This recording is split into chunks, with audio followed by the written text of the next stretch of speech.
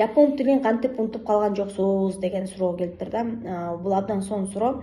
Япон тилин мен кандай кылып унутуп калган жокмун. Мен өзүмдүн тажрыйбам менен бөлүшүп кетейин. Албетте биз айымдар өзгөчө мага окшогон чет тилин үйрөнүп, анан баягы үй бүлө күткөндөн кийин эле бизде эме пайда болот да, чет тилин унутуп калуу коркунучу пайда болот да. Мен кандай кылдым? Мен баягы котормо агенттиктеринен буйрутма алып медициналык документтерди, машинанын документтерин ошол япон тилинен кыргызчага, орусчага которуп көп жыл иштедим. Жазуу түрүндө которчумун албетте. Анан экинчиден мен ошол япон тилинде жаңылыктарды көрүп турчумун.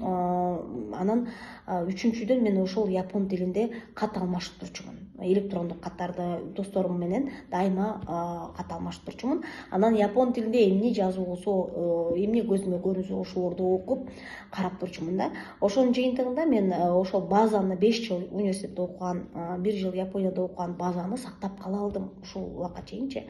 Азыр эми ушул убакта дагы эркин сүйлөйм, котором, үйрөтөм дегендей.